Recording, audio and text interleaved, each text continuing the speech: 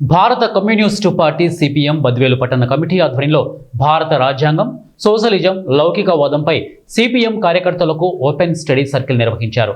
Study సర్కిల్కు అధ్యాపకులుగా హాజరైన party senior నాయకులు వెంకటేశ్వర్లు మాట్లాడుతూ 2014లో బీజేపీ కేంద్రంలో అధికారం చేపట్టిన నాటి నుండి రాజ్యాంగం మీద పలు విధాల దాడిని సాగిస్తోందని, 2019 ఎన్నికలలో స్వతంత్రంగా ప్రభుత్వాన్ని ఏర్పరచడంతో ఆ దూకుడును మరింత పెంచిందని, 2024 ఎన్నికల ప్రచారంలో ఈసారి పార్లమెంటులో 400 సీట్లతో అధికారం చేపడితే రాజ్యాంగాన్ని సవరించాలన్న తమ అసలు ఉద్దేశాన్ని మరోసారి ప్రకటించారని, బీజేపీ గత ఎన్నికల కంటే బలం తగ్గినప్పటికీ రాజ్యాంగ మార్పు విషయంలో బీజేపీ, ఆర్ఎస్ఎస్ తమ దూకుడును తగ్గించడం లేదని, ఆర్ఎస్ఎస్ మొదటి నుంచి రాజ్యాంగానికి వ్యతిరేకమని, భారత రాజ్యాంగ స్థానంలో మనువాదపు ప్రతిపాదికన మరో రాజ్యాంగం ప్రవేశపెట్టి పూర్తి కేంద్రీకృత అధికారాలు కలిగి ఉన్న నిరంకుశ వ్యవస్థను నిర్మూలించాలని ప్రయత్నిస్తోందని అన్నారు.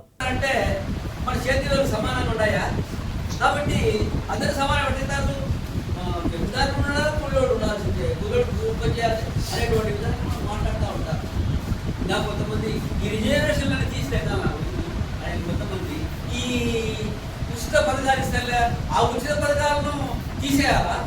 వారికేమో పోయింది, ఆ టైలర్కి ఏం పోయింది, ఆటో వారికి ఇట్లా ప్రజల్లో రకరకాలుగా మన దాకా జగన్ గవర్నమెంట్లో ఇప్పుడు మహిళలకు బస్సు మీద ఇంతమంది వ్యతిరేకత మాట్లాడాలని చూస్తే అట్లా ఉంటాయన్నమాట. కానీ వాళ్ళు ఊరికే ఇవ్వలేదు లెక్క.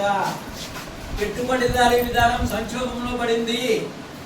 పెట్టుబడిదారీ విధానం ఇట్లే ఉండి ప్రజల చేతుల్లో లెక్క లేకపోతే కూలిపోతుంది. కూలిపోతే వచ్చే పార్టీలు ఏంటి? మరే ఇప్పుడు ప్రపంచవ్యాప్తంగా అమెరికాలో అమెరికాలో ప్లకార్డులు ఎప్పుడు ఎరగడా ఎత్తినోళ్ళు కాదు. ఈ పెట్టుబడి విధానంలో ట్రంప్ 1000 కోట్ల ఆస్తిపరుడు, గట్టిగా ఫ్యాక్టరీలు ఉన్నాయి, వాడికి అధిపతి, వాళ్ళనే వాడు మెచ్చుకుంటాడు.